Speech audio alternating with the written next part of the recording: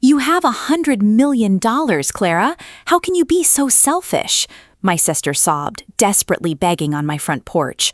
But where was her mercy 10 years ago, when my family threw me out into the cold with nothing but a single suitcase because of the man I loved?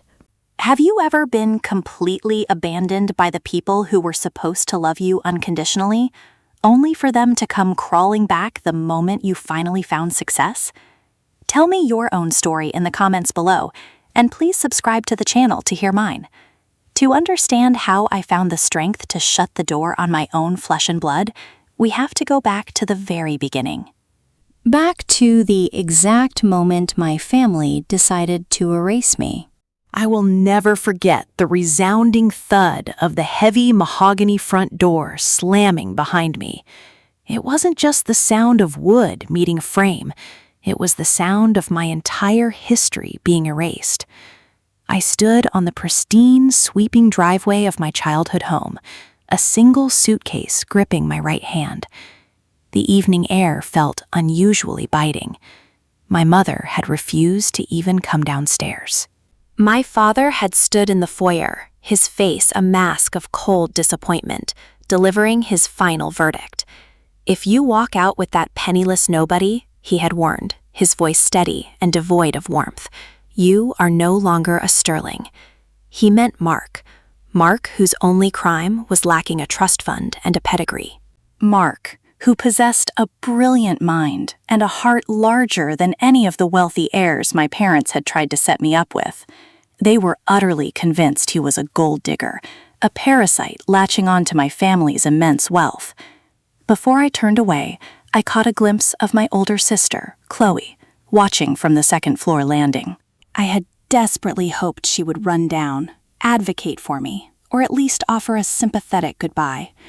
Instead, she offered a dismissive scoff and turned her back, vanishing into the shadows of the mansion. That quiet betrayal stung worse than my father's roaring threats. I pulled my coat tighter around myself, feeling the sharp sting of tears welling in my eyes. I didn't let them fall. I took a deep breath, turning my back on the sprawling estates and the millions of dollars it represented. I was choosing love over a conditional inheritance. I walked toward the wrought iron gates, stepping into an uncertain but genuine future.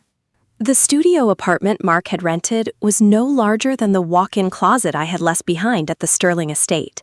It smelled faintly of old paint and damp wood, a stark contrast to the fresh lilies and lavender wax melts that constantly perfumed my mother's home. When I walked through the flimsy door, dragging my lone suitcase, Mark rushed forward to take it from my hands. His eyes, usually bright with optimism, were clouded with a deep, crushing guilt. "I'm so sorry, Clara," he whispered, wrapping his arms around me. He held me so tightly I could hear the rapid, anxious beating of his heart. "You shouldn't have to live like this. You gave up everything for me. They hate me, and now you have nothing." I pulled back slightly, cupping his face in my hands. His jaw was tense, carrying the weight of my family's harsh accusations. They had called him a leech, a desperate man looking for a shortcut to luxury. "I didn't give up everything," I replied, my voice steady despite the tremor in my chest. "I gave up a bank account and a house full of strangers. I chose you, Mark. This is where I want to be."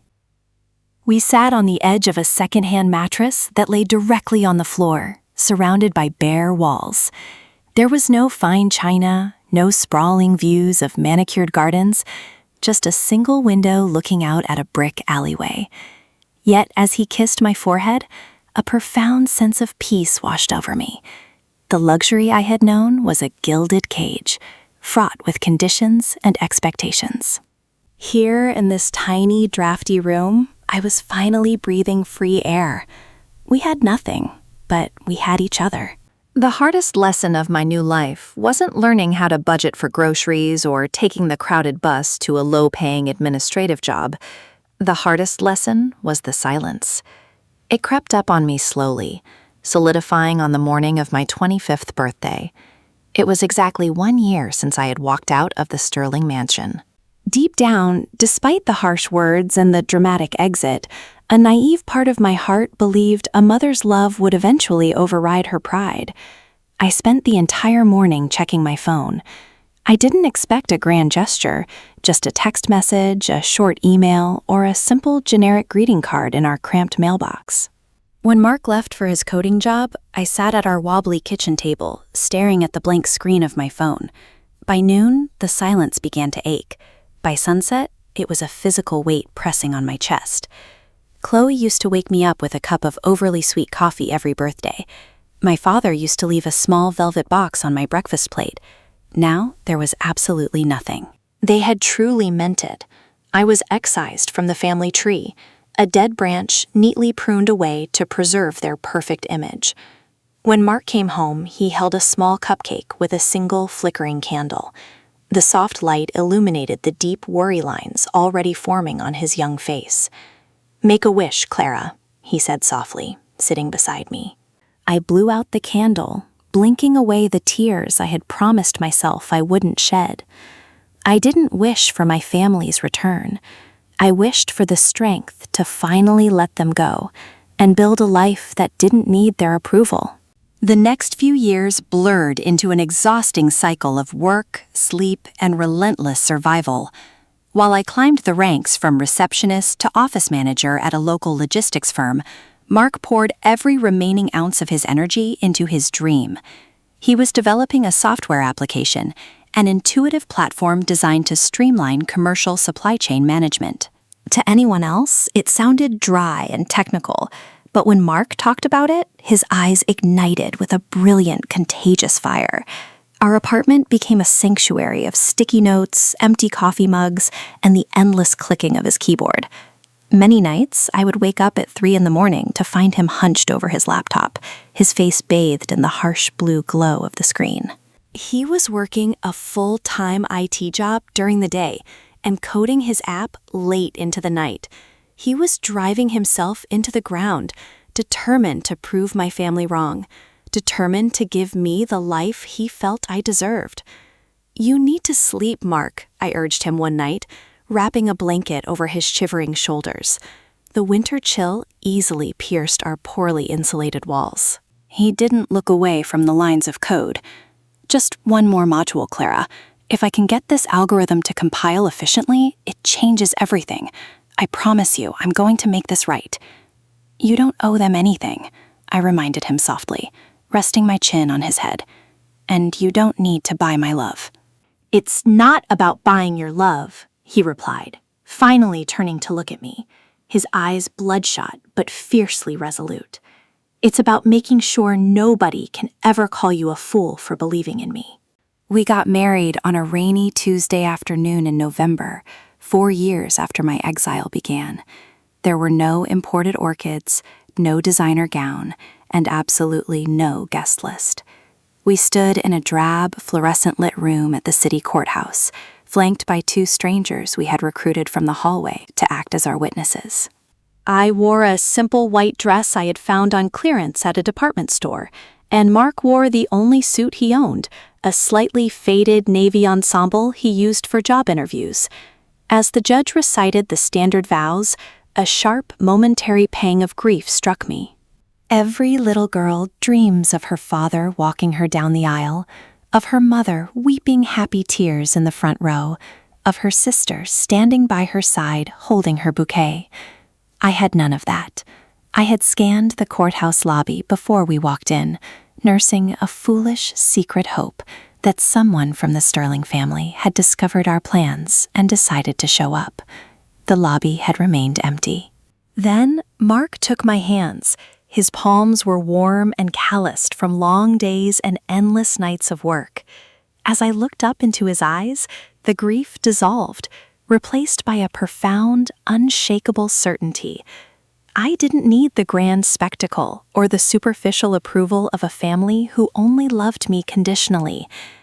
"I, Mark, take you, Clara," he whispered, his voice cracking with pure emotion. When we finally exchanged our cheap silver bands, I felt richer than I ever had in the Sterling mansion. We celebrated with takeout pizza on our mattress on the floor, laughing until our sides hurt. We were legally bound, entirely alone, and fiercely, beautifully happy. It was our 7th year in the cramped apartment when the tide finally began to turn. Mark had poured over 10,000 hours into a supply chain software, practically sacrificing his own youth to build the algorithms that now hummed perfectly on his screen. I had been promoted to regional director at my logistics firm, finally allowing us to buy a real bed and a dining table, but we still lived a modest, quiet life. One rainy Tuesday, Mark rushed through the door, breathless and soaking wet, holding a nondescript manila folder against his chest like a shield.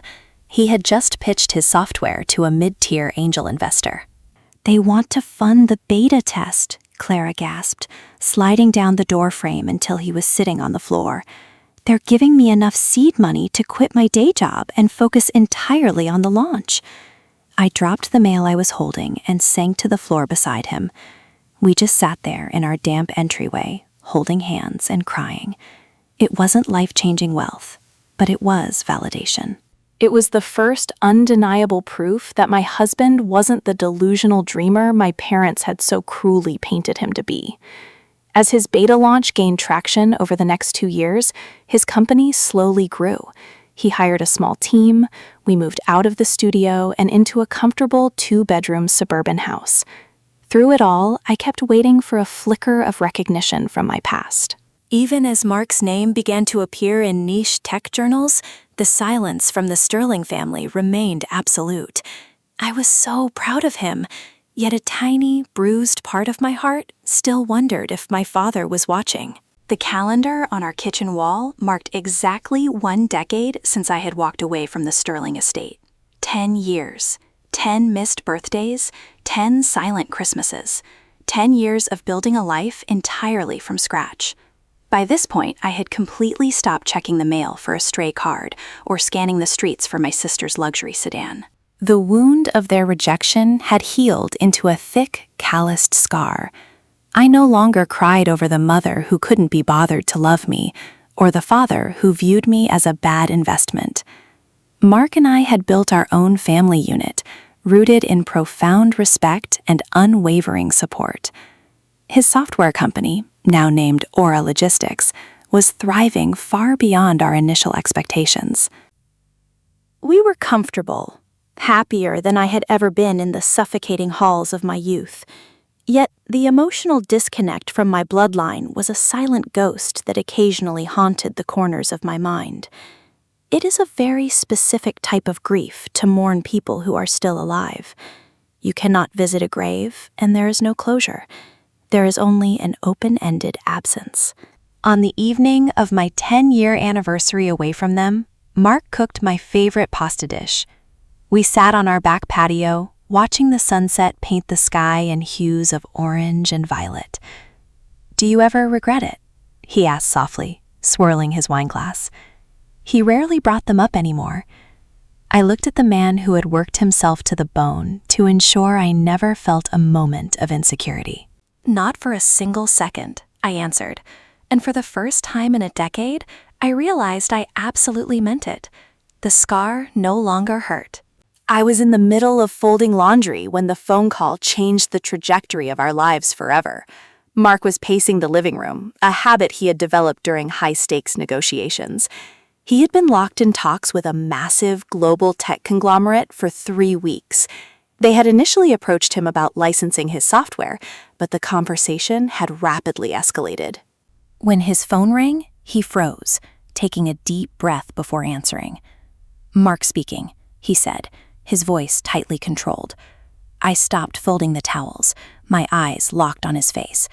I watched as his jaw dropped, the color draining from his cheeks, leaving him pale and wide-eyed. He didn't speak for a full minute, only nodding occasionally and offering breathless murmurs of confirmation. When he finally hung up, the silence in our living room was deafening. He turned to me, his phone slipping from his fingers and landing softly on the carpet. "Clara," he whispered, his voice trembling so violently I thought he was going to collapse. "They don't want to license it. They want to buy the entire company. I stepped toward him, my heart hammering against my ribs. Okay, what did they offer? He grabbed my shoulders, pulling me close, burying his face in his neck as he finally let out a ragged, disbelieving sob.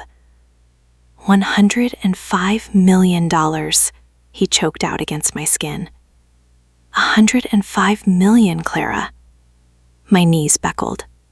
We sank onto the sofa, clutching each other as the sheer magnitude of the number washed over us. The penniless outsider, the man my family swore would drain my trust fund and leave me with nothing, had just secured a fortune that rivaled their own. Within 48 hours, the acquisition of Aura Logistics was front-page news across the business world. Headlines flashed across every major financial blog and news network. Tech giant acquires supply chain innovator for $105 million. Photos of Mark, looking handsome and sharply professional in his tailored suit, were plastered everywhere. And right beside his name in the detailed profile articles, they mentioned his wife, Clara Sterling, the prodigal daughter. We were sitting in a private suite at a high-end hotel downtown, meeting with a newly hired team of wealth managers and legal advisors, when my personal cell phone vibrated. I had kept the same phone number for a decade, stubbornly holding on to a tiny thread of hope that I had long since convinced myself was gone. The screen illuminated with a text message. It wasn't an unknown number. It was a contact I had saved 10 years ago and never once used. Chloe. My heart skipped an erratic beat as I stared at the name. Clara, is it really you in the news? We need to talk. Please. Before I could process the sudden intrusion, the phone buzzed again and again. Missed calls from my mother, a lengthy email from my father's assistant requesting a family dinner. For 10 years I had been a ghost. I had been less than dust on their designer shoes. But the moment $100 million price tag was attached to my husband's name, my phone lit up like a Christmas tree. A wave of profound, icy nausea washed over me. Mark noticed my sudden stillness and gently placed his hand over mine. He didn't need to ask. He saw the names flashing on the screen. The decade of silence had finally been broken, shattered by the heavy weight of gold. Despite the sudden influx of wealth, Mark and I hadn't yet moved from our modest suburban house. We needed time to process the enormous life shift before making any drastic decisions. 2 days after the news broke, I was sitting at the kitchen island, staring blankly at a cup of tea when the doorbell rang. It wasn't a polite chime. It was a frantic, urgent buzzing, followed by a rapid knocking. Mark was out meeting with the transition team, so I approached the door alone, peering through the peephole. My breath caught in my throat. It was Chloe. I slowly unlatched the deadbolt and pulled the door open. The woman standing on my porch was a stark contrast to the perfectly polished heiress I remembered. Chloe's designer coat was rumpled. Her usually immaculate blonde hair was tied back in a messy knot, and there were dark, exhausted circles beneath her panicked eyes. She looked older, frazzled, and entirely stripped of her usual arrogance. "Clara," she breathed, her voice cracking as she took a hesitant step forward. "Oh my God, look at you. You look amazing." I didn't open the screen door. I stood with my arms crossed, a decade of neglected birthdays and silent holidays building an impenetrable fortress around my heart. "What do you want, Chloe?" I asked, my tone flat, devoid of the sisterly warmth she was clearly desperate to find. She swallowed hard, her eyes darting nervously around my quiet neighborhood before meeting my gaze again. "I'm in trouble, Clara," she whispered, a desperate, frantic edge bleeding into her voice. "Dad cut me off 3 years ago. I've made some terrible investments. I'm drowning in debt, and I saw the news. I need your help." I stared at Chloe through the thin mesh of the screen door. She was shivering, though the afternoon air was warm. The sister I remembered would never have been caught dead in my middle-class neighborhood, let alone begging on a concrete porch. "I opened 3 luxury boutiques," she babbled, her words tumbling out in a frantic rush. "They failed, Clara. I took out massive personal loans to keep them afloat because Dad refused to bail me out again. The banks are foreclosing on my condo. I owe nearly $4 million. Please, you have to help me. Mark just made over $100 million. $4 million is nothing to you now. Her eyes were wide, pleading, desperately searching my face for the soft, compliant younger sister she used to boss around. She expected me to crumble. She expected the bond of blood to magically erase a decade of profound neglect. I looked at her, thinking of the nights I had eaten instant noodles so Mark could afford server hosting. I thought of my 25th birthday, staring at an empty mailbox. I thought of my wedding day in that cold courthouse, standing completely alone. "We're sisters, Clara," she sobbed, pressing her manicured hand against the screen. "You can't just leave me to drown." A heavy, absolute calm washed over my heart. The fear and intimidation I used to feel in her presence vanished, replaced by a cold, unshakable clarity. I looked directly into her tear-filled eyes, feeling the entire weight of the past 10 years crystallize into a single, undeniable truth. "Not my problem," I said. Those 3 words hung in the air, sharp and definitive, severing the last invisible string that tied me to the Sterling family. Chloe recoiled as if I had physically struck her. The desperate, weeping facade instantly dropped, replaced by a flash of the cruel, entitled sister I had grown up with. Her tear-stained face twisted into a mask of indignant rage. "Are you serious?" she snapped, her voice rising to a shrill pitch. "You have $105 million, Clara. You could write a check right now and not even notice it's gone. How can you be so selfish?" "Selfish?" I repeated, a humorless laugh escaping my lips. "Where was your generosity when I was sleeping on a mattress on the floor? Where were you when I got married with strangers as my witnesses? You didn't have a sister for 10 years, Chloe. You don't get to claim me now just because my husband's bank account has commas in it. Dad was right about you," she yelled, stepping back off the porch, her hands trembling with fury. "You're petty and vindictive." "No," I replied softly, my hand resting gently on the doorknob. "I'm just finally matching your energy. Goodbye, Chloe." Before she could hurl another insult, I closed the heavy wooden door. I engaged the deadbolt with a solid, satisfying click. 10 years ago, I had stood on their driveway, weeping as their door slammed in my face. Today, I was the one closing the door. But unlike them, I didn't feel a shred of guilt or malice. I just felt an overwhelming sense of peace. My home was safe, my heart was guarded. The ghosts of my past could no longer touch me. I walked back to the kitchen, poured my tea down the sink, and finally breathed out. When Mark came home 3 hours later, the sun was beginning to dip below the horizon, casting long shadows across our living room. I was curled up on the sofa, a thick blanket pulled over my legs, staring blankly at the muted television. The encounter with Chloe had drained my adrenaline, leaving behind a profound emotional exhaustion. Mark dropped his briefcase by the door, immediately sensing the shift in the atmosphere. He hurried over, kneeling beside the couch and framing my face with his warm hands. "What's wrong? You're pale. Did something happen?" I leaned into his palm, closing my eyes. "Chloe came here," I whispered. "She showed up at the door, begging for $4 million to pay off her failed business debts." Mark's jaw clenched, a muscle feathering in his cheek. The protective fury in his eyes was instant. "Did she hurt you?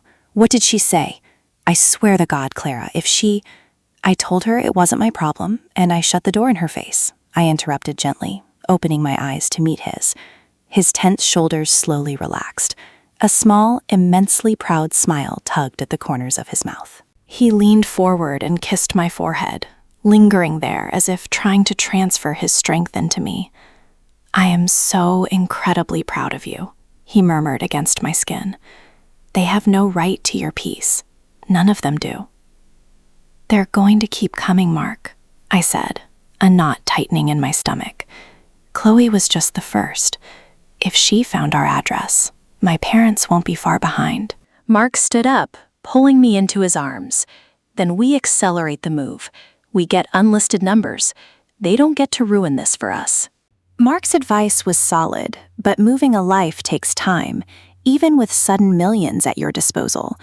We had begun quietly viewing secluded, gated properties, but we still needed groceries.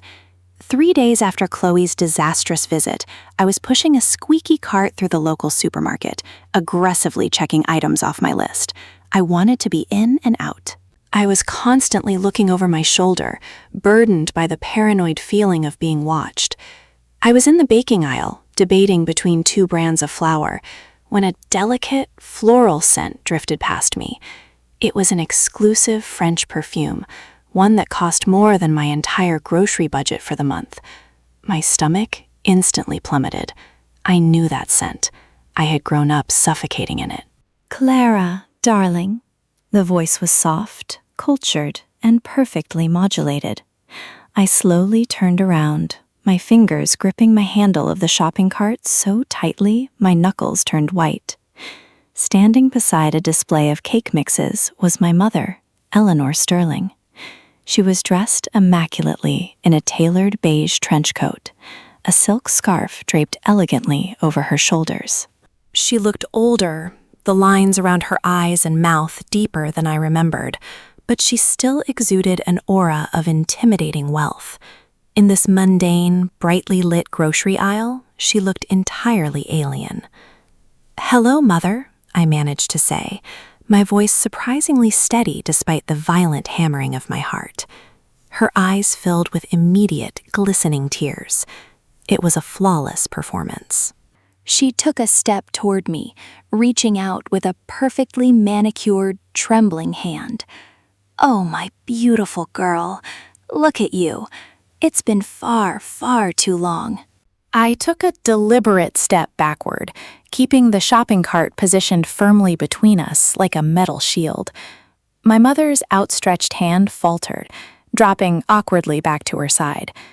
The hurt flashing in her eyes looked incredibly genuine, and for a split second, the little girl inside me desperately wanted to run into her arms.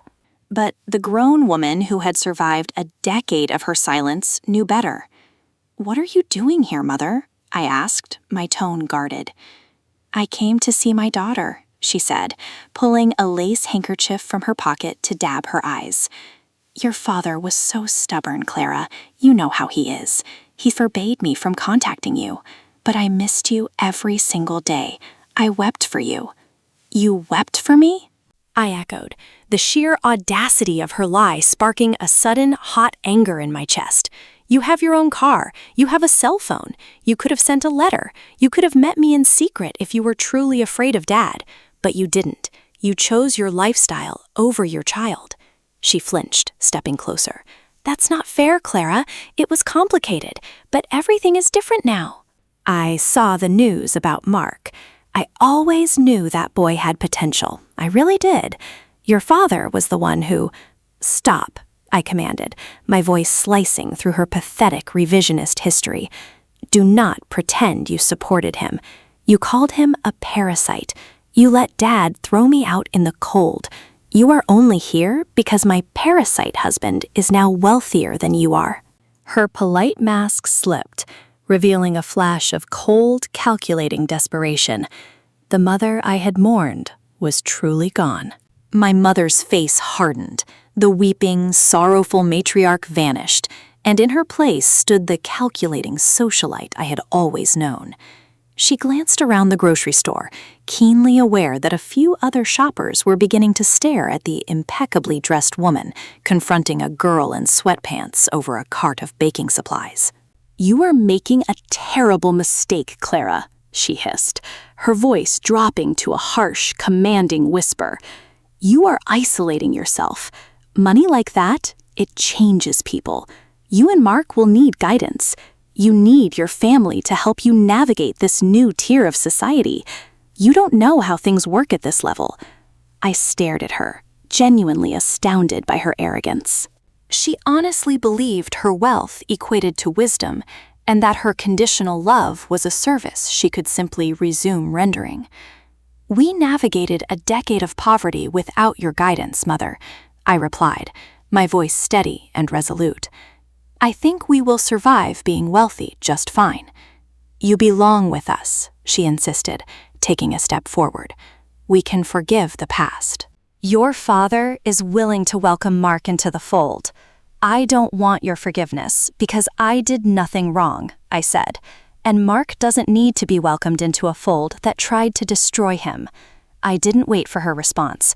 I simply let go of the shopping cart, leaving it right there in the middle of the baking aisle. I turned on my heel and walked toward the exit, my heart pounding a steady, victorious rhythm in my chest. I didn't look back. I walked out of the sliding glass doors and into the warm afternoon sun, leaving her completely alone in a world she couldn't control. 2 days after the supermarket ambush, a courier arrived at our door. He didn't carry flowers or a peace offering. He carried a thick, cream-colored envelope sealed with my father's unmistakable signet ring. It was handed over with a clipboard requiring a signature, an intimidating formality meant to signal power. I carried the envelope to the kitchen island, staring at my maiden name scrawled across the front in my father's sharp, aggressive handwriting. Mark stood beside me, gently resting his hand on the small of my back. "You don't have to open it," he murmured. "I can throw it straight into the fireplace." "No," I said, sliding a butter knife under the heavy paper flap. "I need to know what his angle is." I unfolded the thick parchment. It wasn't an apology. It wasn't a confession of a father's regret. It was essentially a business proposal. "Clara," it read, "I have reviewed the financials of the Aura Logistics acquisition. Mark has performed adequately. There are significant tax implications and wealth management strategies you are currently blind to. I am hosting a private dinner at the club this Friday to discuss synergies and how we can integrate Mark's capital into the Sterling portfolio. Wear something appropriate. Richard Sterling." I let out a breathless, hollow laugh, sliding the letter across the marble counter for Mark to read. There was no "I miss you." There was no "I'm sorry." There was only synergies and capital. My father didn't see a daughter who had returned from exile. He saw a hostile takeover opportunity. He saw an asset. "Well," Mark said, his jaw tightening as he read the words, "I guess that settles any lingering doubts we had." "Yes," I whispered, dropping the letter into the trash can. "It certainly does." By the end of the month, we had officially relocated. The transition was rapid, facilitated by a team of discreet real estate agents who specialized in high-net-worth clients. We purchased a sprawling, modern property nestled deep within a heavily wooded, gated community. It had state-of-the-art security, impenetrable stone walls, and a driveway that wound through a private grove of oak trees. As the moving trucks pulled away, leaving Mark and me standing in the center of our massive, sunlit living room, a profound sense of relief washed over me. I walked over to the floor-to-ceiling windows, looking out at the serene, private lake in our backyard. No one could simply walk up to our porch anymore. No one could ambush me. "How does it feel?" Mark asked, coming up behind me and wrapping his arms around my waist. He rested his chin on my shoulder, looking out at the same tranquil view. "It feels like a fortress," I admitted, leaning back into his solid warmth. "But a good one, a safe one." "They can't touch us here, Clara," he promised, his voice a low, comforting rumble. "I changed all our numbers. The legal team has sent cease and desist letters to your father's corporate offices regarding any unsolicited financial inquiries. We are completely off their grid." I turned in his arms, looking up into the eyes of the man I had chosen over $1 billion empire. He had kept every single promise he had ever made to me. He had sheltered me when we had nothing, and he was sheltering me now that we had everything. "Thank you," I whispered, pressing my forehead against his. For the first time in a decade, I felt like I had truly come home. The peace of our new sanctuary was absolute, but my father was not a man who accepted defeat. Denied access to my home and my phone, he decided to attack the source of the new wealth directly. I had decided to surprise Mark with lunch at the Aura Logistics corporate headquarters, which he was still overseeing during the transition period. As I stepped out of the elevator into the sleek, glass-walled lobby, my blood ran cold. Standing at the reception desk, flanked by two imposing men in tailored suits, was Richard Sterling, my father. He was demanding to see Mark, his voice booming with the entitled authority that usually made people scramble to obey. The young receptionist looked terrified. Before I could retreat, the heavy glass doors to the executive suite swung open, and Mark strode out. He looked immaculate, projecting a quiet, unshakable confidence. I hung back in the shadows of the elevator bay, my heart in my throat, watching the two men who defined my life finally face off. "Richard," Mark said, his voice carrying evenly across the lobby. He didn't offer a handshake. "You don't have an appointment," my father sneered, sizing Mark up. "I don't need an appointment to speak with my son-in-law. We have business to discuss. Your little windfall is impressive, but you are playing in a league you don't understand. You need my infrastructure." "I don't need anything from you," Mark replied smoothly, crossing his arms, "and I am not your son-in-law." "You made that perfectly clear 10 years ago. You don't have a daughter, which means you don't have a son-in-law." "Don't be arrogant, boy," my father growled, stepping closer. "Clara is a Sterling." "Clara is my wife," Mark corrected, his tone turning to ice, "and she is out of your reach, permanently." I stood frozen, watching my husband stand like a stone wall between me and the man who had caused me so much pain. My father's face flushed with a dark, ugly rage. He was entirely unaccustomed to being told no, especially by someone he had publicly branded as a penniless failure. "You will regret this," my father threatened, his voice dropping to a menacing pitch. "Money runs out, Mark." "Blood doesn't. In your family, blood has a price tag," Mark countered, utterly unfazed. "And we are no longer buying. Security will escort you out. If you return, I will have you arrested for trespassing. Goodbye, Richard." Mark turned his back on my father, the ultimate insult to a man of his stature, and walked back toward the executive suites. My father stood there for a long, humiliating moment, his fists clenched, before finally turning and storming out of the building, his lackeys trailing behind him. As the lobby doors closed behind them, I stepped out of the shadows. Mark stopped, catching sight of me.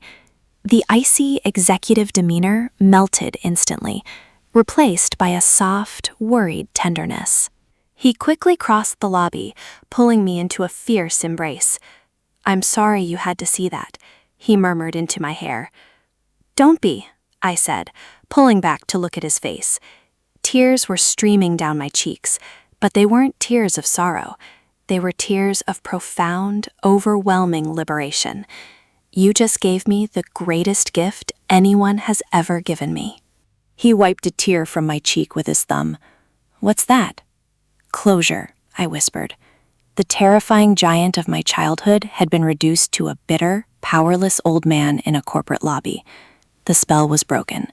The books were finally, permanently closed. In the weeks following the lobby confrontation, a profound and unfamiliar quiet settled over our lives. It wasn't the oppressive, aching silence of the past 10 years, the kind that made me check my phone on my birthday or look over my shoulder in a crowded room. This was a warm, golden silence. It was the absolute tranquility of knowing that our fortress was secure, and the ghosts of my past had finally realized the gates were permanently locked. Mark officially transitioned into an advisory role at Aura Logistics, handing over the exhausting daily operations to the new corporate board. For the first time in our entire relationship, my husband didn't have to set an alarm for 4 in the morning. We spent our mornings drinking coffee on the terrace, watching the mist slowly roll off the private lake in our backyard. With our newfound time and capital, I decided to channel my energy into something meaningful.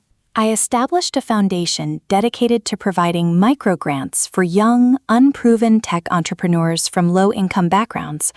I wanted to be the safety net that Mark never had. One afternoon, while reviewing a stack of grant applications in my home office, Mark walked in and gently placed a hand on my shoulder. "You're changing lives, Clara," he said softly, looking at the paperwork spread across my desk. "We are," I corrected, leaning my cheek against his hand. We had taken the ugly, conditional wealth of my family and actively chosen to transform it into something nurturing and kind. The sterling name had always been associated with hoarding power. The new life we were building was entirely about giving it away. The holiday season approached, bringing with it a crisp winter chill and a dusting of pristine snow over our estate. In the past, holidays in our tiny apartment had been quiet affairs. Just Mark, a small roast chicken, and a rented movie. We had always avoided large celebrations, silently nursing the sting of our isolation. But this year, everything felt different. We had a massive home, a dining table that seated 20, and a heart full of gratitude. I decided to host our very first grand Thanksgiving dinner. But the guest list didn't include society elites or wealthy neighbors. Instead, I invited the people who had actually been there for us. We invited Mark's original beta testers, the loyal engineers who had worked for equity when we couldn't make payroll, and the few neighbors from our old suburban street who had looked out for us. When the evening arrived, our home was filled with a beautiful, chaotic symphony of laughter, clinking glasses, and genuine warmth. I stood at the head of the long table, looking down at the eclectic group of people sharing food and telling stories. There were no judgments, no tense arguments over stock portfolios, and absolutely no conditional love. Mark caught my eye from the opposite end of the table. He raised his wine glass in a silent, heartfelt toast, his eyes shining with profound emotion. I raised mine in return, a soft smile spreading across my face. I had spent so many years grieving the family that had abandoned me, completely blind to the beautiful, chosen family we had slowly cultivated along the way. We were never truly alone. January brought a quiet, snowy start to the new year, and with it, a physical exhaustion I couldn't quite explain. I found myself falling asleep at my desk by noon and waving away the rich, decadent dinners our private chef prepared. At first, I blamed the stress of launching the foundation, but a subtle, lingering intuition urged me to drive to the local pharmacy. I stood in the expansive, marble-tiled master bathroom, my hands trembling violently as I stared down at the small plastic stick resting on the vanity. I blinked, convinced the tears welling in my eyes were distorting my vision, but the 2 bright pink lines remained bold and undeniable. I was pregnant.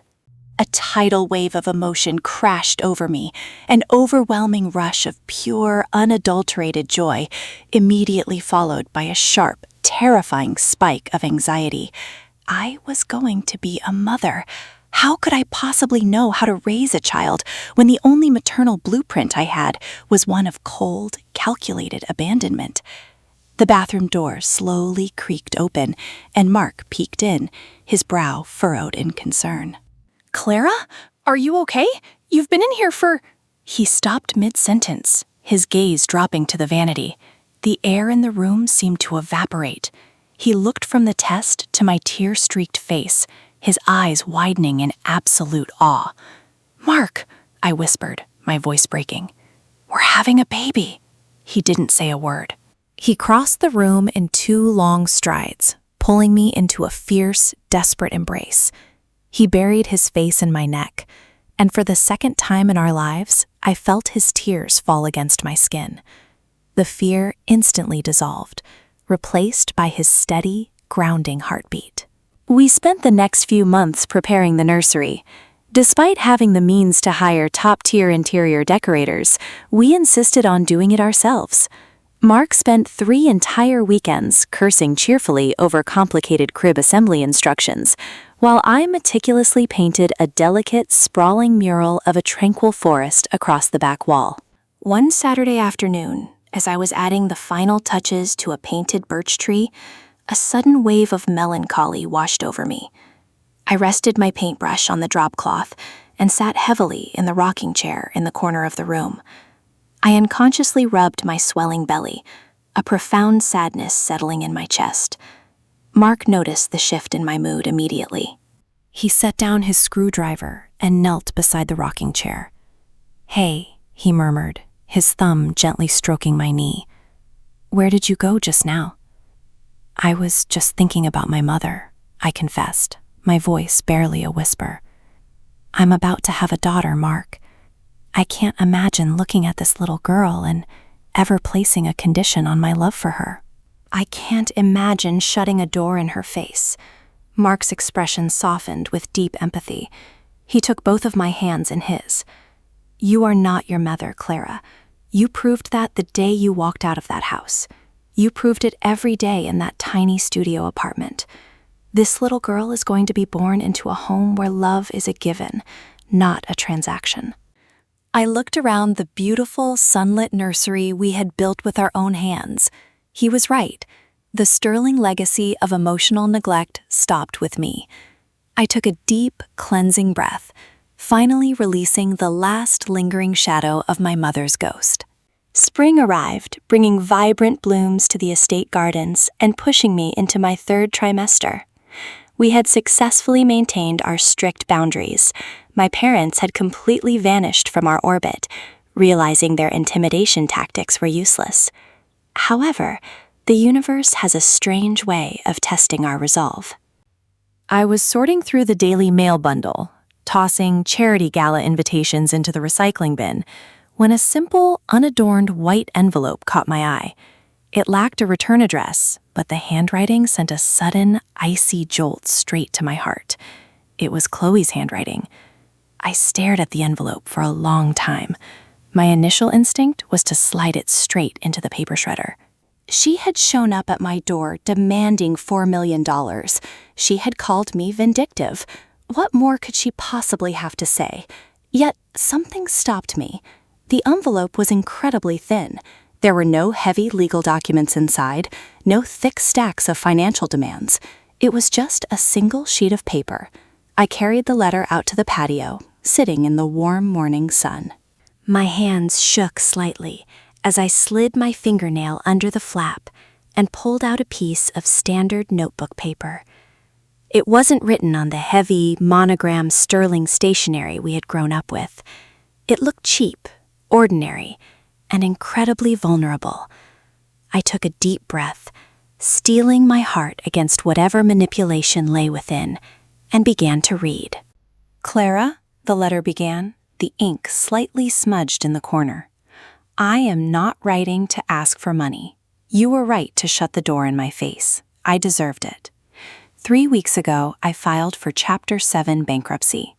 I lost the condo, my car, and every single designer bag I owned. But the worst part wasn't losing the money. The worst part was Dad.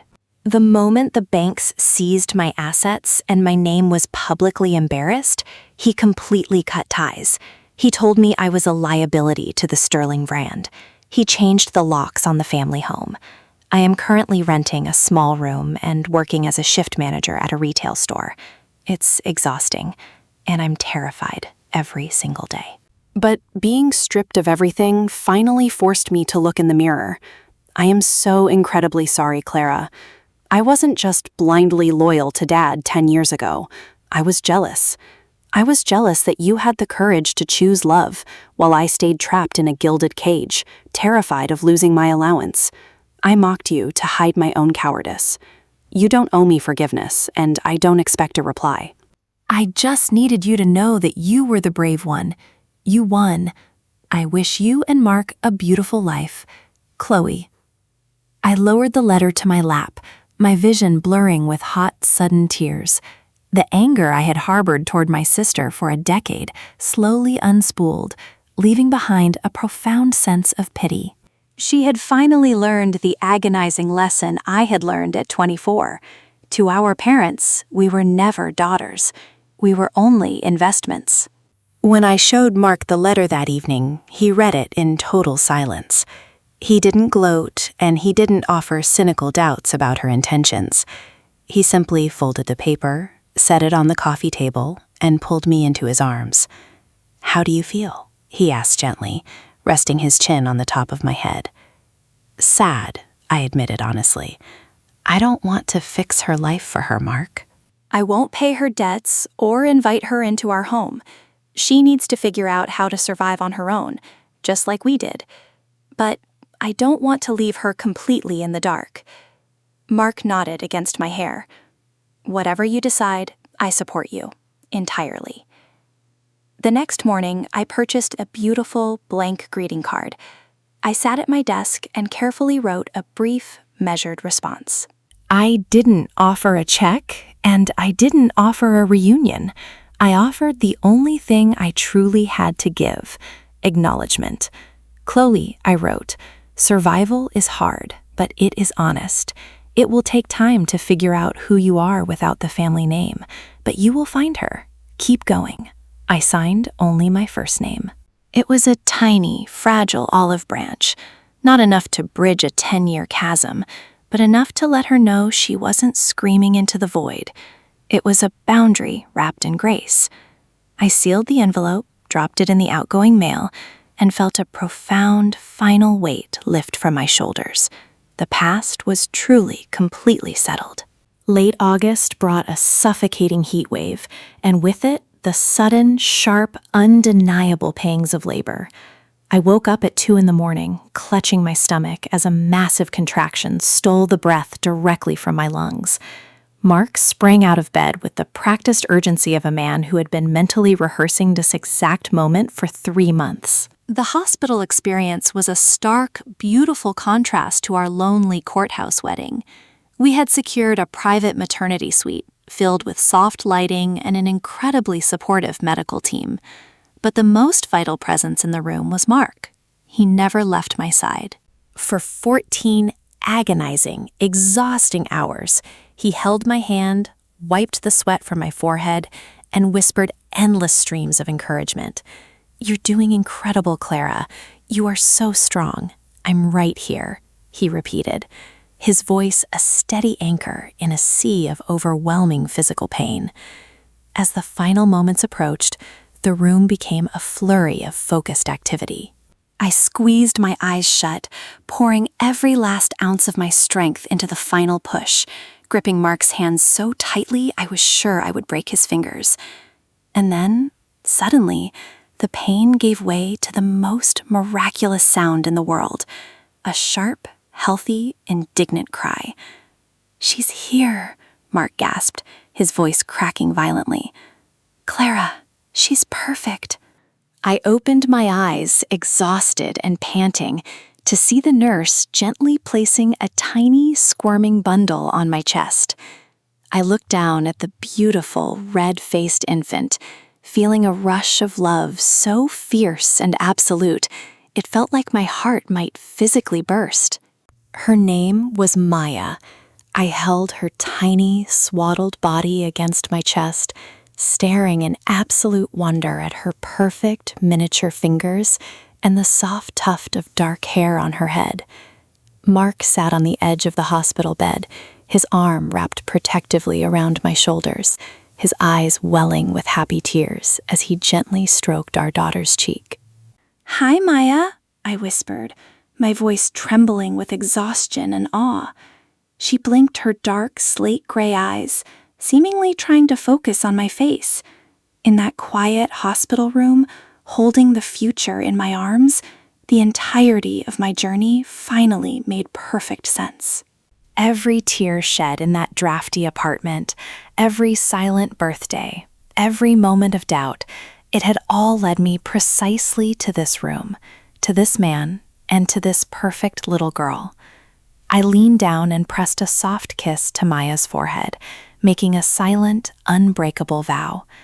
I promised her she would never have to earn her place in our home. I promised her she would never be leveraged, manipulated, or discarded. She would be allowed to fail, allowed to dream, and allowed to choose her own path. "She has your nose," Mark whispered, a bright, tearful smile illuminating his face. "And your stubbornness, hopefully," I laughed softly, wiping a stray tear from my own cheek. The cycle of generational trauma was officially broken. The sterling name and its cold, calculated conditions belonged to the past. Maya belonged to a new legacy, one built entirely on resilience, sacrifice, and unconditional love. 2 years later, I sat on the terrace of our estate, a warm cup of coffee resting in my hands. The morning sun was just beginning to peek over the trees, casting a brilliant golden light across the surface of the lake. The air was fresh and filled with the gentle, rhythmic chirping of early spring birds.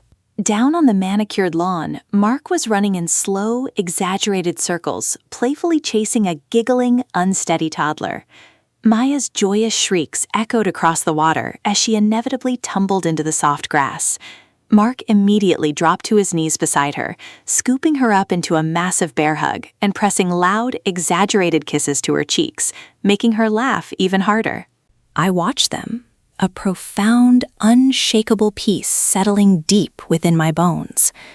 The media still occasionally mentioned Mark's historic $105 million software sale. Financial magazines still lauded his business acumen.